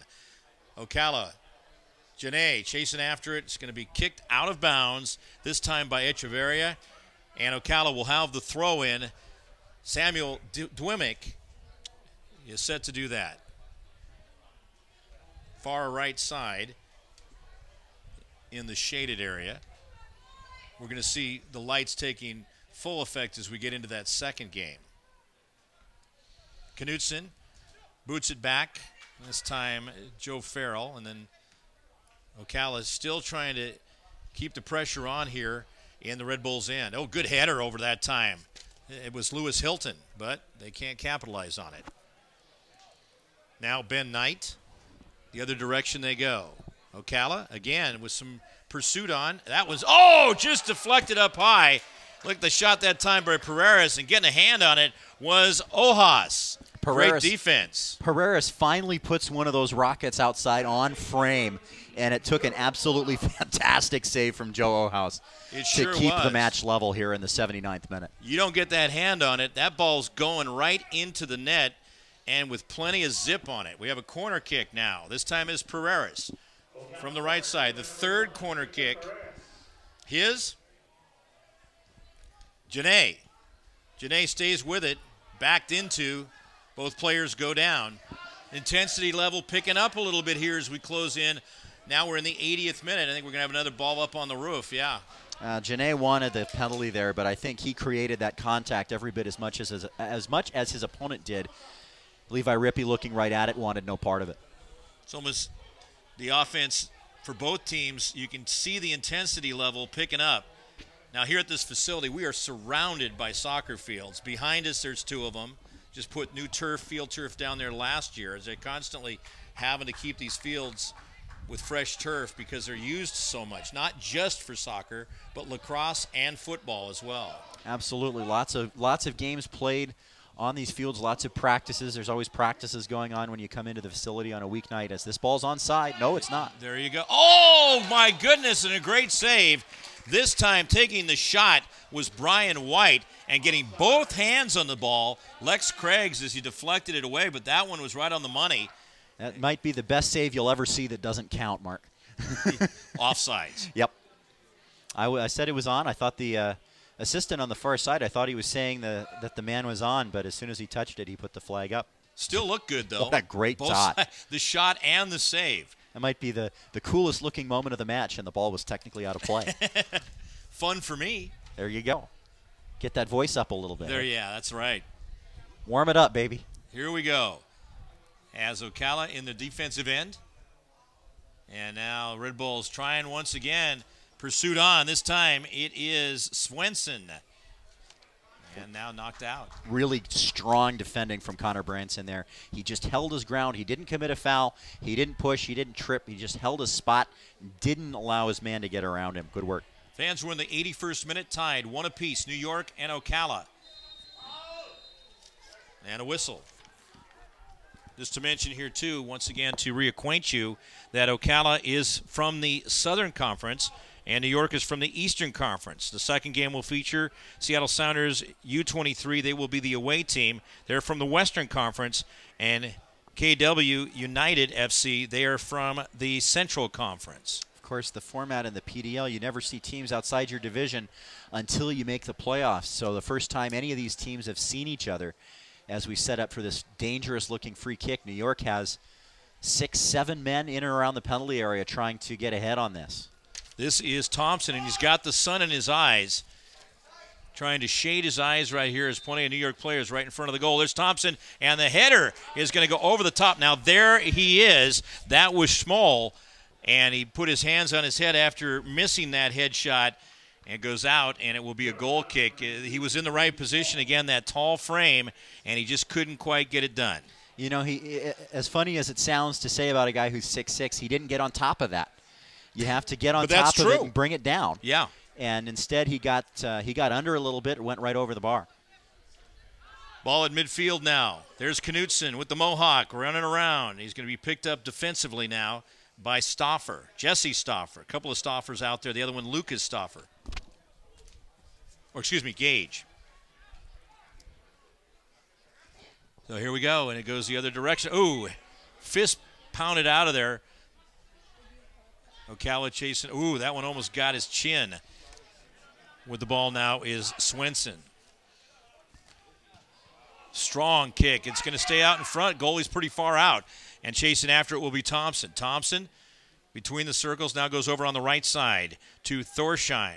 Thorsheim with the assist earlier, and he's going to have the throw-in coming up. We now hit the 84th minute. 2 blocks there in that sequence by Ocala, and both of them inadvertently deflect right on goal. Dangerous moments. New York just can't capitalize, and they have another corner here. Corner coming up on the far right side as one of the ball boys in the orange shirt sets it down, and they always do a great job. This is their 9th corner kick. Scott Thompson, who's handled a number of those duties, will try it this time. Here he comes. And they go once again for Schmoll. Schmoll doesn't make it happen. And a little push-off from behind on him. Ooh, dangerously close inside as Ocala doing whatever they can to try to get that ball out of there. And finally, it's going to be controlled by the Red Bulls. They've been putting a lot of heat on here in the recent moments. Frantic defending by Ocala here in the last couple of minutes. Great work. Blocked shots by the defenders. Good work by the goalkeeper, Craggs. We have an Ocala player down on his back, stretching his left leg out. We'll get his name as soon as we can. Just about straight across from us between the circles over on the far right side as the clock moves forward now in the 85th minute. Again, we are tied 1-1 here at Starfire Sports Stadium. Mark Ockett, Nathan Murphy bringing you the action on the PDL webcast. That's Janae. So Janae is not a player you want to have go down, but are we looking at some cramping issues here? You know, it kind of looks like that from the treatment they're trying to give him. I didn't see a collision over there. Hopefully he's going to be all right. But going back to that sequence in the penalty area for Ocala, New York, doing all the right things, putting the ball on frame, earning the corner, earning the free kick, getting deflections that go right on goal, and they just can't break through. Ocala's defense and goalkeeper just surviving by the skin of their teeth in the last few minutes. They're trying to get him back up on his feet. Trainers out there, and Janae now, he doesn't want to leave. Absolutely not. He wants to definitely be out there. He scored the only goal for Ocala, and that was back in the 38th minute. He's been very influential after the first 15 minutes or so. Just kind of being a pest and kind of jogs off, walks off on his own powers. They've got to bring him out, then he'll come back in. And it looks like he's already saying he's ready to return. So hopefully he's going to be just fine. Good news right there. You certainly want both these teams at full strength, considering where this game is right now. Tied 1 apiece. Winner goes on to the final on Sunday right here at the same great Starfire Sports Stadium. Now we're poised for a fantastic finish here. Both teams playing well here in the last 20 minutes or so. We've seen flashes of brilliance defensively from both sides. We've seen some great creative offense. And whatever ends this game, it's certainly going to be entertaining. Ocala back in their own end now, backing up. 87th minute now. Ahead, the ball goes, but nobody for Ocala able to get to it as the Red Bulls do, and it's going to be Swenson. Swenson chasing it down on the far side, double teamed. Now controlling, or trying to, is Brian White. Nearly has it stolen away. Gets it back, goes out of bounds, and we're going to have a throw-in for Ocala. It's about 10 yards too far forward. Yeah, where exactly. He took it. They got a little bit ahead of themselves. And again, you got to give these ball boys and ball girls credit when they do that. They, especially at a game at this level, they have to stay right with it, and they've done a great job tonight. And not every franchise has this in the PDL. Some do and some don't. So it's kind of cool to see everything working so smoothly here in the finals of the league. Goal kick given here. Ocala wanted the corner. They sure did. Check and see who was waving his hands around out there. Is that Roberts? Will Roberts? Yeah, I think it is Roberts. Here comes the Red Bulls out of their end. Moving ahead forward into the attacking end of the field, and ball goes out. Throw in the 88th minute, so we're nearing the 90-minute mark and stoppage time. Remember, 2 15-minute overtime periods, or halves, if it gets to that point. What do you anticipate here in the last couple of minutes plus stoppage time? You know, I don't think either team's going to want to take a huge amount of risk. They don't want to give up that goal like we were talking about 10 minutes ago. But certainly they'll try and find opportunities like this on the counter. Look at this one-on-one battle right here. And staying with it will be Gage, Tevin Gage over on the left side. Keeping with it, staying with it. Defense applied. Over there on the far side is Thompson. Now kicked away, and the Red Bulls will have it. Trying to come up the left side. Pass ahead, and it's going to go back where Ocala can chase it down, and kicked high and away by Dwinick. That's just a great individual effort from Tevin Gage, about a 60-yard run working against 3 different defenders, and unfortunately in the end no help for him as he had to keep it in play off the goal line. Throwing the pitch now. Red Bulls, tight defense over on the corner as they trap him in, and kicked out. It's going to be last touched by Ocala. In the 89th minute, I don't think we've got a word on how long stoppage time is going to be yet. Not as yet. I know you got your stopwatch ready. Yes, sir. Corner kick, no, throwing over on the left side. That's Joe Farrell. The Swiss player gets his head on it. And look at Paco Craig come flying through, not to let that fall at the feet of the attacker. That's great defense, very aware. Pereira tripped up, stolen away. Thorsheim. Red Bulls, 90th minute. Ahead, and it's going to be coming out of the goal will be Lex Craigs. And he took that right off of the head of Joe Farrell. That's great, aware goalkeeper. Good pursuit on right there by the Red Bulls player. Coming ahead. There you go. It is Roberts. Knocked out. Gage did a really nice job to see that run and hit him. On that previous sequence, it was good defense by Lima as he stayed with it. Throw in coming up by Dwinick. Dwinick will throw it in on the near side to us over on the far right side as we're nearing stoppage time. Looking around now. Who's he trying to find here? Well, he's got a couple shirts in the box. Neither one of them looked like they really had an opportunity. So Small heads it out of there. Look at this. Jeez. Yeah, trip up there, and we're at the 90-minute mark. Stoppage time, a minimum of 2 minutes. Same as the first half. 2 minutes minimum of stoppage time. There really hasn't been a whole lot that we need to replace aside from the short time that Janae spent down on the field. Mm-hmm. So we'll keep you on top of that when we get to the minute mark, and then 2 minutes. Again, if they do not break this deadlock, 2 15-minute overtime halves. And they have to play through. No golden goal. And if we're still drawn at the end of that, we would go to the kicks from the penalty mark to decide we have to have a winner here. Someone's got to advance to the final on Sunday. And if we don't have a winner after that, then Nathan and I have to go down there and decide this with, a coin flip or arm wrestling? They'll find a winner in the kicks. They don't want to see us on the field. They'll get it done. Knudsen over on the near side, and it goes out. Ocala will have the ball. We're almost a minute into stoppage time now. Throw in by Ocala out of the Florida area. Oh, man. Yeah, Small chases it down. Covering a lot of ground right there with the fluorescent orange shoes. Up ahead, Echeverria. Now Small. Kicks it ahead and cleared out of there. Branson looked a little bit worried for a second that he wasn't going to be able to play the hop well, but he gets it out of immediate danger. Been around, and Ocala gets a hold of it once again. About 30 seconds remaining in the extra 2 minutes. Bit of a hold by Lima, but they let it go. Got to let them have that intensity, too, out there. Both teams working hard, trying to make something happen here. Ocala breaking it up. Good, solid check right there, but there is a whistle. Chris Lima just ran over Sam Dunnick. We've had the 2 extra minutes now. Not a whole lot left, you have to assume, as we start to look toward extra time. Connor Bramson with the time-consuming setup here before the start of play. Yeah, tied 1 apiece. We're looking at overtime if something doesn't happen here. There's the whistles, and that will be it. We are through regulation, tied at 1 apiece in this semifinal. So we're going to play on 2 15-minute overtime halves. So everybody getting their money's worth, including us here. The fans literally fanning themselves.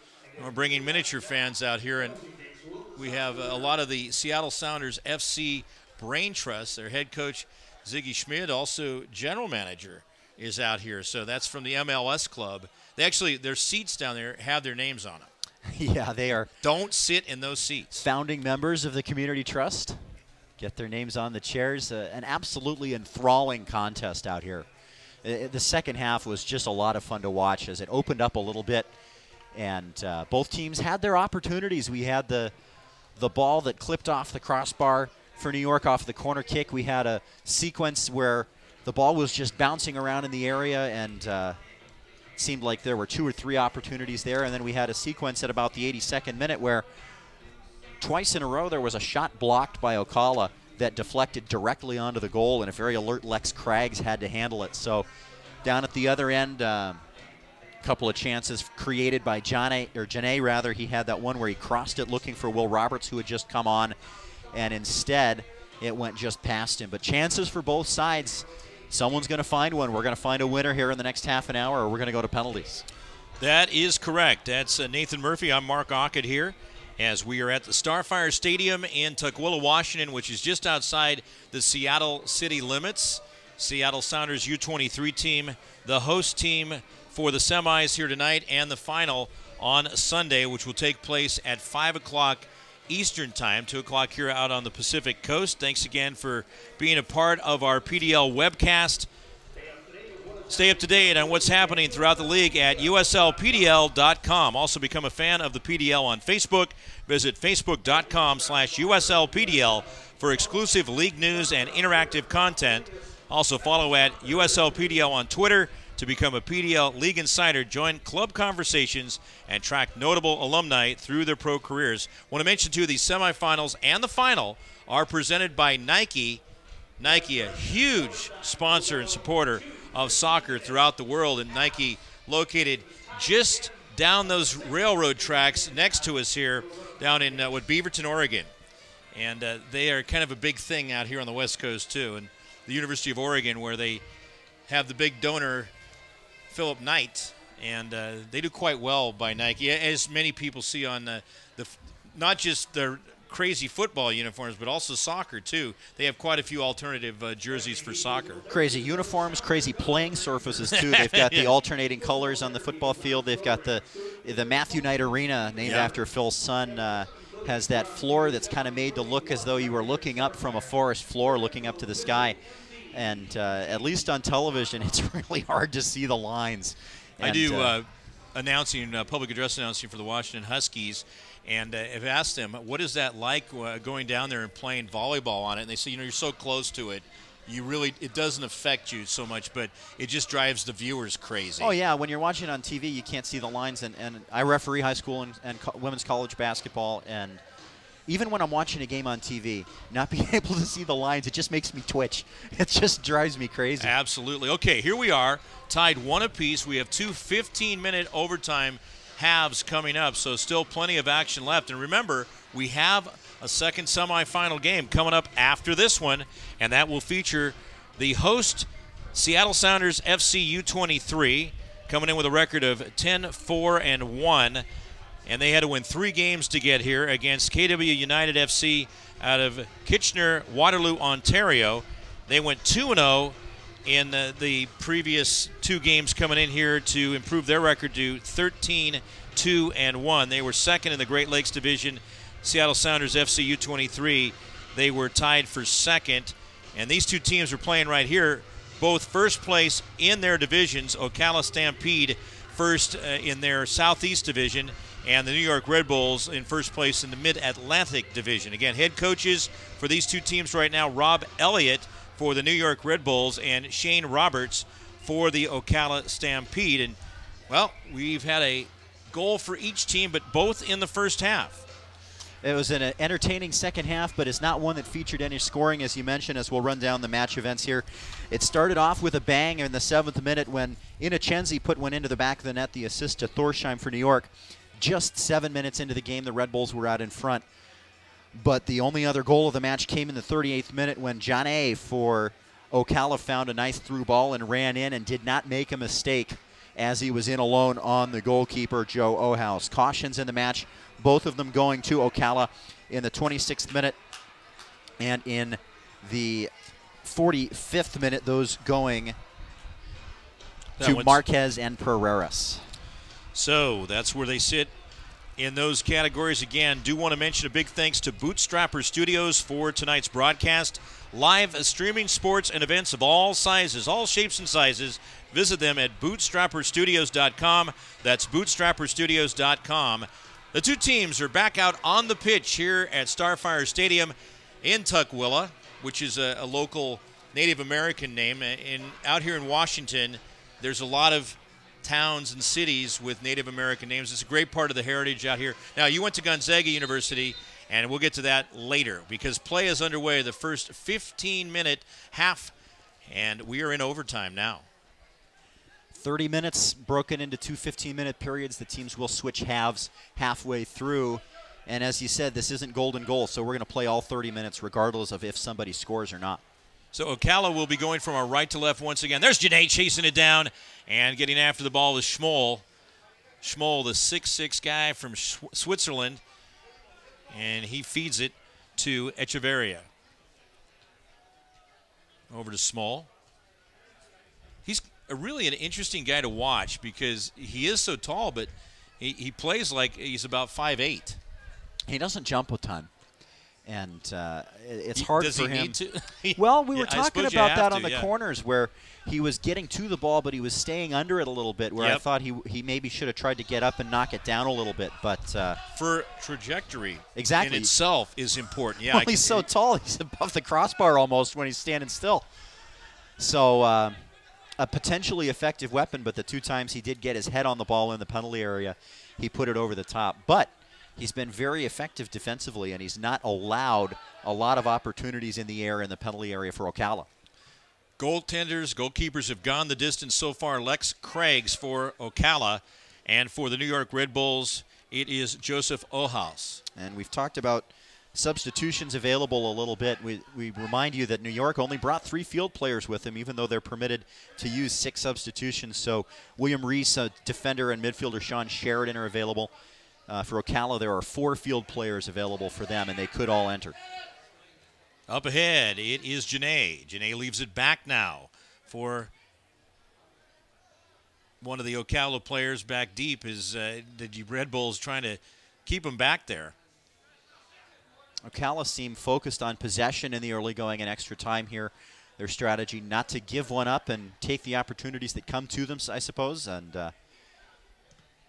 if you're going to play for penalties the way that Lex Craggs has been playing, that's not the worst idea in the world for them. That's true.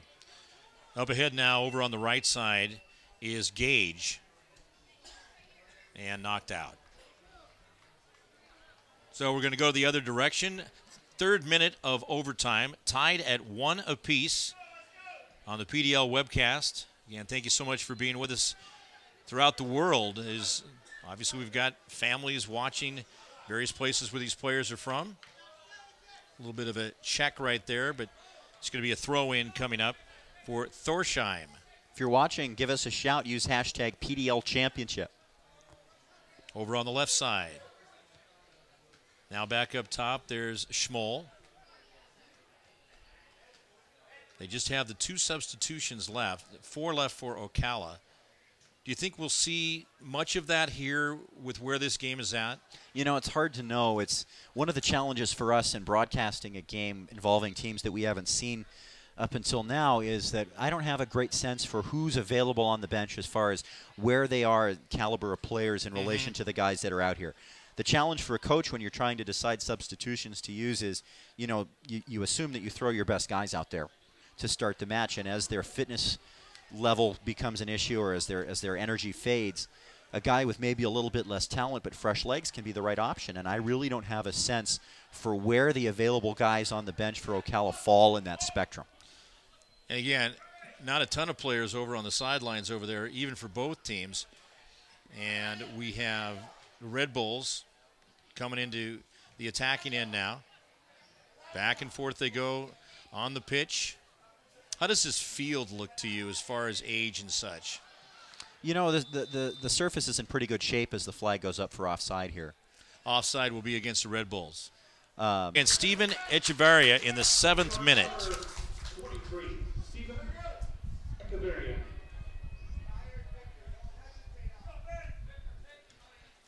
In the 7th minute of action, and you notice something too, we have a contrast in how the sun is out there at this point. The field is fully shaded now, and the sun is actually going down to the north of us as it goes to the northwest from us here, kind of creating a little bit of a different look here. It might be a little bit easier for them to see the ball overall, especially the goalkeepers. Well, certainly the conditions are now to the point where I think everyone can take a breath and not worry about that anymore, because it was a little bit contrasty for a while. Temperature will also drop a little bit at this point. We're not too far from the Puget Sound area, which also creates cooler temperatures. Knutson down in the penalty area again, but that time he definitely tripped himself up. Janae over on the left side. Look and make it tell that it is all shaded out there. So that one high and up in the air is the Red Bull player trying to make something happen, and it doesn't work out. 9th minute of action as we're in the first overtime period of 15 minutes, moving right along. They played to a 1-1 tie. Both goals in the first half. New York at the 7-minute mark and Ocala at the 38-minute mark. And that's where it stands. We haven't had one in the net for quite some time, not even one that was called back. It's kind of tense right now. The whole match is just kind of poised in the midfield, neither team really finding a lot of threat. Moving forward, Schmoll. He's trying to get it out of there for Ocala to not make something happen by putting one in the net. And now the Red Bulls going the other direction. Ocala, again, they had that early goal scored against them, but they've just hung in there and done their job. And really, New York has to inside be going, how did we let this one get to overtime? If you had watched the first 15 minutes of this match, you would be very surprised we're in the position you were in now. If I had watched just that portion of the match, I would have expected maybe 3 or 4-0 in favor of New York as a foul in the defensive third for. That is Lima called for the foul, midfielder for the Red Bulls. And it should mention, too, that as this one moves along, and again, we could go into the kicks afterwards for trying to win this. It's one of those where the other team, the 2 other teams, are practicing or they're staying loose on the other fields because they have to. It's gone later than what they anticipated. They were supposed to start at 8 o'clock, And they have plenty of fields around here where they don't even have to see each other getting loosened up. Yeah. Nice save. Lewis Hilton, another attempt from above the penalty area line there. A pretty good one, but handled down easily by Joe Ohouse. Red Bulls going to try it again, coming the other direction. And Craig's directing traffic. Fakes one on the right, left, now goes to the right side. And he's able to find Bramson. Ocala in the crimson uniform tops with the white numbers and trim. And the Red Bulls with the white uniform tops and the red shorts and white numbers. Going from our right to left is Ocala. Ooh, this time it is Roberts getting tripped up, and right there on him was Kevin Politz. And just a routine foul in the middle here. A free kick just 10 yards into the attacking half for Ocala, but New York's defensive effort in the second half a lot more physical than it was in the first half. We saw them start to get frustrated and lash out a little bit. We've had a lot more whistles in the second half in extra time than we did in the first 45. Lewis Hilton with a free kick over towards the left side. Puts his foot to it, and that one's going to be headed out and away. Oh, my. You see he grabs his head. We've seen that a few times from the Ocala players, and this time unable to put that one in was Paco Craig, frustrated with himself. He had a good spot, position, angle, just went too high with the shot. Oh, and he had the ball. He had the goalkeeper out of the net, too. Yeah. And you've only got that one moment to try and make a play, and he couldn't put it on frame, and he really wants that. You can see it on his face from where we are. He wants that one back. That one off frame as he goes up towards the trees. Now in the 12th minute, they go ahead. It's Janae. Janae's quick. Gets it. Needs some help. Goes towards the middle, and Schmoll's going to get it out of there. Clears it loose, and then staying with it, though, will be Lewis Hilton. Just behind Will Roberts. Lucas Stauffer. Less than 3 minutes on the clock here in this first overtime half. Red Bulls. Up ahead they go. Joe Farrell now back. Schmoll easily wins that against Janae. I see Schmoll out on the basketball court, too. See if that athleticism carries over. You don't have to work yet another sport in. So here we go. Coming the other direction, the Red Bulls. Echeverria. Small. And just some back and forth. So instead of me just calling names out, why don't you go ahead and see if you can pick something apart here. Boy, is there anything? It's just back and forth volley action right here. I said nobody tense. taking control. I said tense a couple minutes ago, and now it's tense and a little bit slow. It is. Neither team's willing to take that chance, and you understand that. You know, you don't want to come out and give up, make a mistake, and surrender the goal as we have a foul indicated by the assistant referee. New York's going to have a free kick, but both teams may be playing a little bit fearfully here in the first half of extra time. Neither one of them want to make that mistake that puts them behind with only a few minutes to recover. And again, a goal puts the team ahead. It does not give them the victory. High shot that time, almost over to the other field by Christopher Thorsheim. And it'll be a goal kick coming up for Craig's. They got some kids playing over there right now. And that on that end, they're going to be putting new locker rooms in, I understand. So the players will actually enter from there. It's a bit of a long walk for them right now. It is. The only downside really to this facility is how far they have to go to get to the changing room. But they literally come from the city of Seattle to get here. With the ball, Janae trying to hang on to it, unable to get it in towards the middle. He had a guy in there, but Schmoll was in tight as well. All right, here we go. The other direction.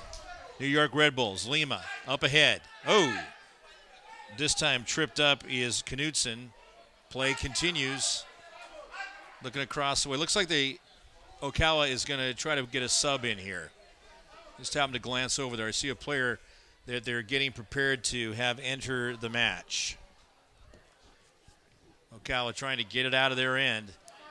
Coming up now in the 15th minute. We're at 14:41. And that one is going to go out. So I think they're going to make a substitution right here. In for Ocala will be Anthony Arico. Arico is a midfielder, and we are at the 15-minute mark. So we have some stoppage time here in the overtime period.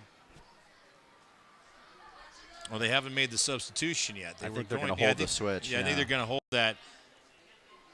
Looks like we have another player, too, that they want to look at bringing in, and that would be Shane Roberts.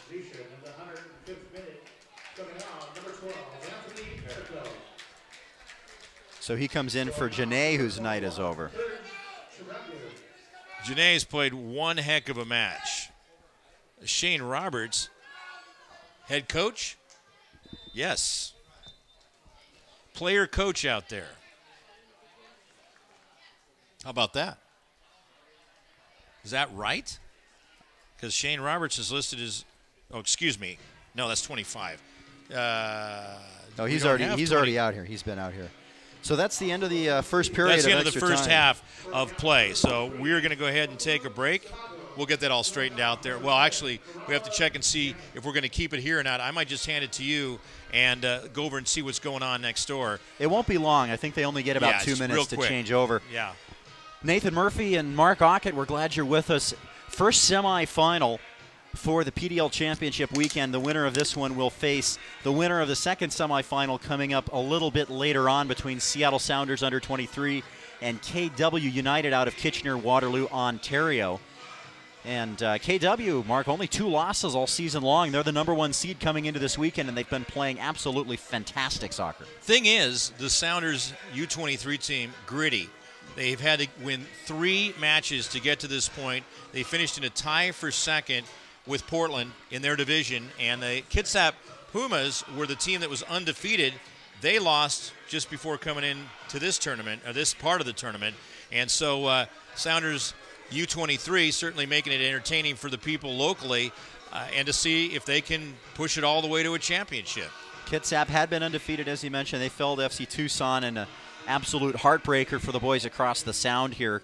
Kitsap is in Bremerton, just across the Puget Sound from Seattle, about an hour on the ferry ride. But you've got in the PDL, too, just to look at these divisions, so where the Sounders U23, they've got Kitsap, also Portland Timbers U23, Sounders FC U23, Calgary Foothills, that's a little bit of a trip. And then also Lane United out in Oregon, Washington Crossfire out of the Redmond area up north, and then the Puget Sound Gunners out of Issaquah that we talked about. Again, 10 players or 10 teams. Okay, we got this. Bafu Sonogo. Bafu Sonogo. Okay, let's get that set.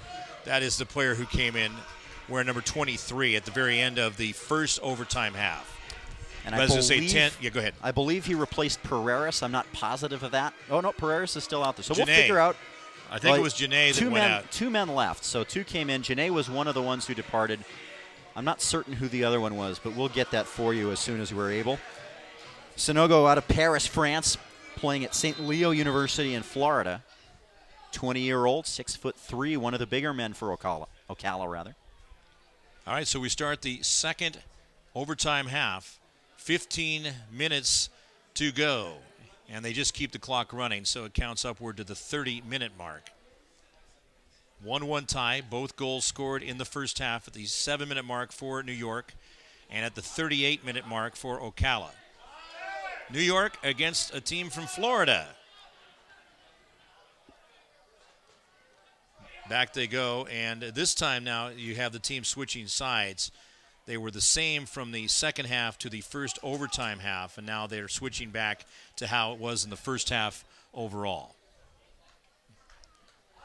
A little bit more. We've only been playing 45 seconds here, but a little bit more pace, a little bit more taking of chances by Ocala here to open the second half of extra time.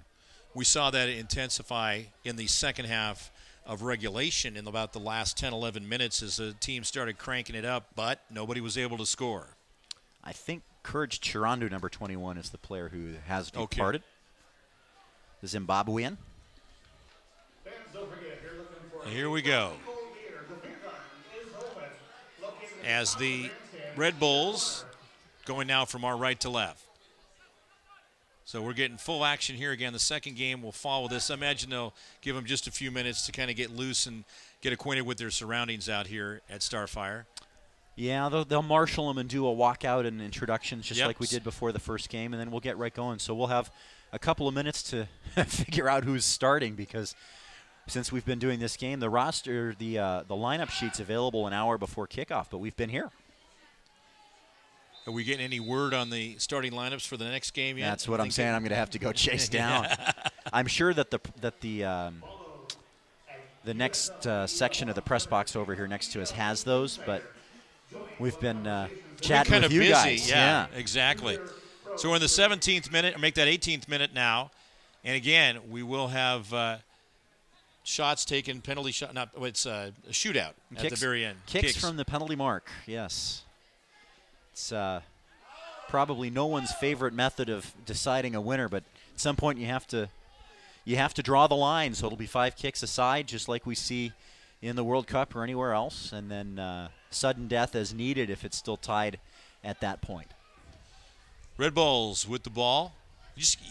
In soccer, such a build-up on defense and preventing things from happening. But we're getting to that point when you get this deep into a match, we're just waiting for something to happen, anticipating, okay, somebody do it. Again, though, if they do score, any team scores, or if each team scores, it's not sudden death.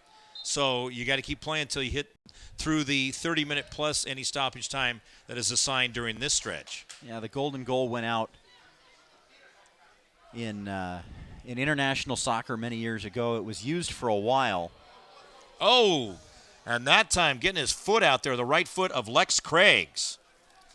It was used between the early 90s and maybe 2004 as FIFA tried to have fewer penalty shootouts. Yeah. But what they found is that teams were playing much more defensively, because if you had no chance to come back, just wide on the shot. you were even less likely to try and go forward yourself. So the play became very negative and very defensive in the extra time periods, even more so than what you see. This is pretty typical what you're seeing right now. Teams are a little cautious, a little conservative, but still willing to go for it a little bit. Under golden goal, it was crazy. Oh, yeah. But as you mentioned, people aren't huge fans of the penalty kicks. No. Oh, no. They like to see it played out just normal as it is right now. We're in the 20th minute now, still tied at 1 apiece, New York and Ocala, in our first semifinal game. Second one will feature Sounders U23 as the away team against KW United FC.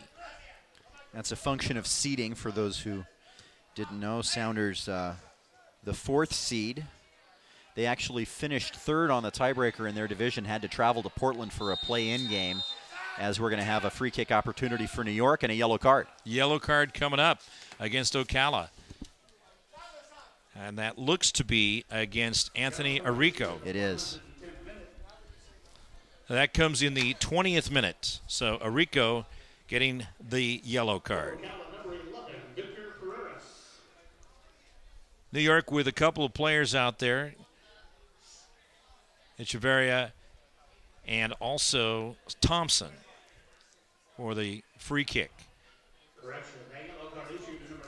So what are you trying to do right here? If you're this deep into the, well, obviously want to get a goal, but who might they shoot loose here? Well, you look at how they're stacked up right now. It looks like they're going to try and send some runners toward the far post and curl it toward the corner of the 6-yard box, maybe too far out for the goalkeeper to really come get, but close enough that it's really tough to react. And there they go. Headed out of there by one of the taller players for Ocala, and now they go chasing it down. It is Dwinick. Red Bulls get control of it here in the 21st minute, tied at 1.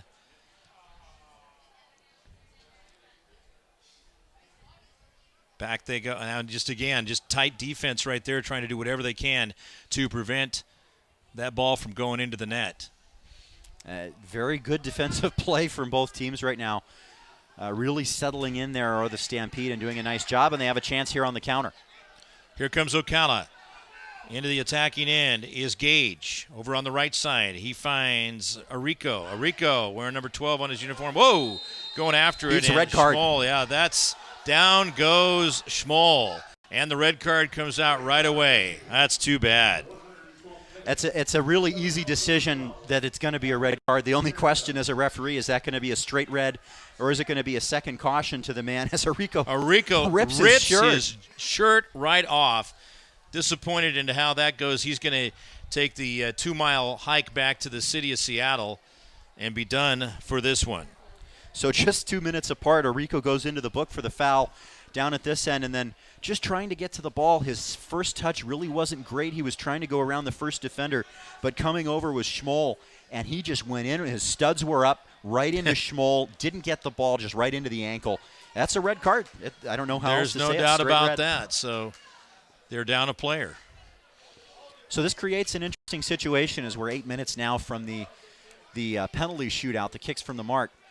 Talk about a break for the Red Bulls, though, if they can make it work. They've got the man advantage right here. But as they've seen from Ocala, a pesky group out there that isn't going to let up, and now they've got to just kind of tighten up on that spacing. Well, they do, and they're packing it in. You can see everybody behind the ball here. They're not leaving a forward up top, really, as we're going to have a substitution after the sending off for Ocala. We'll see who's coming into the match. Yeah, they've got the uniform number over. Stephen Walmsley. We're number 8, I think. Yep, Stephen Walmsley. He's out of Central Connecticut State. And coming out of the match will be Tevin Gage. And the 23-minute mark, just about there, now 24 minutes in, they'll make the substitution. So Walmsley is a Liverpool native, played the equivalent of his high school ball in Perth in Australia. And now, as you mentioned, played at Central Connecticut. He graduated this past year. Scott Thompson about to throw it in right down below us on the left side. Red Bulls going from a right to left here now in the second half of overtime. Kicks coming up. Oh, high kick. That's in. There it is right there. A goal for the Red Bulls. Very quickly, and that's how it can happen right there. With the goal for the Red Bulls is Joe Farrell. Joe Farrell gets the goal in the 24th minute. We talked about that chip that almost worked in the first half for Brian White. That's exactly what just happened right here. And able to keep it down was Joe Farrell. He just flicked it over the top, a little bit out of his goal. Lex Craggs trying to cut out the angle, and it goes right over the top. 2-1 New York, just 6 minutes left to go. And the assist was by Joe Swenson. So Joe Farrell from Joe Swenson. The Joe Show gets it done for the New York Red Bulls U23. They lead it 2-1, and that coming in the 24th minute. Again, 2-1 New York. Winner will move on and play in the final coming up on Sunday, 5 o'clock to be webcast here on the PBL webcast. But they still will await the winner of the next semifinal game between the Sounders U23 and KW United FC. Still with about 5.5 minutes to try and get this back, and they do have a shot at it. They're going to throw everybody forward and take the risks they weren't taking earlier in extra time. Okay, that poses the question. Having that man advantage, how much did it help in that situation? Probably not a ton. They had a full complement of men back trying to defend that. They brought in a defensive-focused midfielder in Walmsley to come and try and play. And the guy that they lost was a little bit offensive-focused in Anthony Arico. So on the defensive end, I don't know how much of an impact that had, but New York noticed that Lex Craggs was caught out of his goal a couple of times earlier, and that was just a perfect chip from Farrell. So here we go on the other end. Ocala in the 26th minute, trailing 2-1. Can they make it happen? Down a man. That one deflected away, and now the right-footed kick by Thorsheim. Ocala over on the far left side. Good tight defense applied there by Brian White. That's what you got to do. Just keep the pressure on. Red Bulls really came out of the gate strong. Missed some opportunities early on, and then Ocala got their footing. Things started going well. Oh, that one over the retaining fence. That's going down to the river. Over the berm. I guarantee you that's in the water right now. That's a splashdown right there. They play on. Red Bulls. Ocala. And kicked way high the other direction this time. 27th minute now. We won't have too much stoppage time. Here's the corner kick coming up. This is Paredes. Probably about a minute for the goal plus the substitution, but not much, as you said. So 3.5, maybe 4.5 minutes remaining for Ocala to try and get this back. Here we go, the other direction. Ocala with the ball. And chasing it down is Ojas. He gets knocked down going after the ball. You got to watch that. You don't get too far out of position, Nathan. Yeah, you got to be careful, and that's that 1-goal lead headed out of there to the left side by Farrell.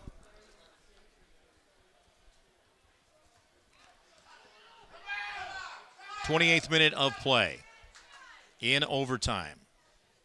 Small chasing it down. There's a header. Oh, just coming through there was the New York Red Bull player to head it out of there. Great play this time, heads up, if you will, by Kevin Politz, the defender, to just get that ball cleared out of there. Now look, it's completely in the other direction. It was right where you want it to be as a Red Bulls player, as far away from your goalkeeper, who was getting a lot of pursuit on him down there. And now a little bit of a chance to get some rest. Oh, another great breakaway, too, with the headshot.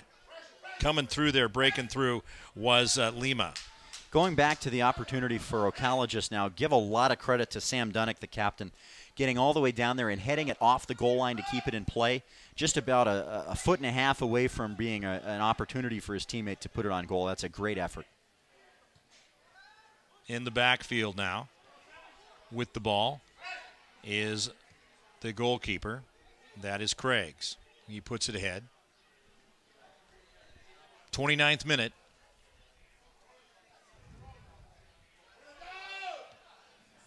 Ocala getting desperate at this point in time as Ojas comes out in the very bright green uniform. Got to wonder where they come up sometimes with those color selections. It's like, what'd you like to wear there? Well, I think that would work for me. All right. Ocala with the ball back deep. Coming up on the 30th minute. New York getting that goal here in the 24th minute of overtime. Joe Farrell from Joseph Swenson. All right, Nathan. 1 minute to go. Boy, Ocala, if they're going to find it, they have to find the ball first, and they haven't been in possession for the last several minutes. New York's doing a really nice job trying to bleed this one out. Give Ocala a ton of credit for how well they played, how well they responded to the early goal, and how well they did to almost find the lead themselves. But barring an absolute miracle goal here in the last minute in the dying seconds, it's going to be New York who look like they're going to come out of this one and find a slot in the final on Sunday. In the back, here comes Ocala, now headed out of there. Red Bulls chasing after it is Echeverria.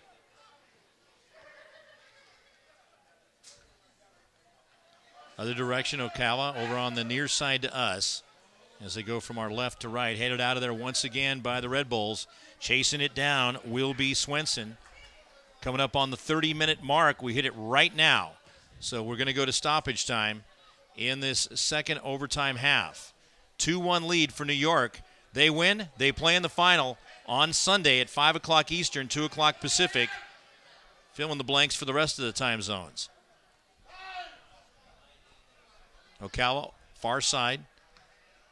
Yeah, just great, really consistent defense by the Red Bulls. It seems like they're constantly blocking and deflecting. They've upped their game at the right instant. They've done a superb job after they scored this goal of just packing it in defensively as they're going to try and bleed some time with a substitution here. They'll use their last field player. This is Reese Williams. He's a junior at Columbia. Columbia out of the New York City area. Look at how slowly trotting off the field is Joe Farrell, who's actually a big star for the New York Red Bulls. And sprinting in. Substitution makes it quickly. Rice Williams headed out of there. Well, we got to be getting close to the closing whistles. The shot goes wide right, and that's going to come off the retaining wall over there. Sounders U23, they are warming up right now along with KW United FC on the fields behind us or around us. And this incredible sports complex, Starfire Sports, here in the Tukwila, Washington city. And is that it? No, still letting them go. We're kind of surprised. What are we up to? Almost coming up on a minute 45 of stoppage time that it's gone this long. Oh, he added some additional for how long that last substitution took, but we've got to be right on the ragged edge of it now. And they're going the wrong way. There we go. That's it. Ladies and gentlemen, we have one semifinal game winner, and that is the New York Red Bulls U23. New York Red Bulls U23 with a 2-1 victory over the Ocala Stampede. Ocala finishes the season at 10-4-3. And a great effort out here today. They finish a man short, but they gave it everything they had. Goes without saying, you don't get through this long of a match of 120 minutes plus all that stoppage time of close to 10 minutes without having something on your plate. Oh, Ocala did an absolutely fantastic job to stay in the match. They controlled much of the second half. They just couldn't find that goal. And in the end, it's Joe Farrell and the New York Red Bull under-23s who are going to move on and play in the final on Sunday afternoon. So the Sounders U23 coming on the field right now. So one opponent has been determined. It is the New York Red Bulls U23. They will face the winner of this next match between Seattle Sounders FC U23 and KW United FC.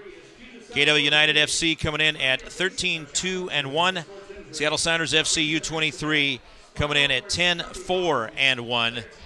And their rave green uniform tops already out on the field. And we're awaiting the entry of KW FC. So we're going to wrap things up, ladies and gentlemen. Right before you do, I just want to point out they've got a loop of the goal by Farrell up on the USL PDL Twitter page. So go check that out. What a great goal. There it goes. What a great goal by Farrell from Swenson.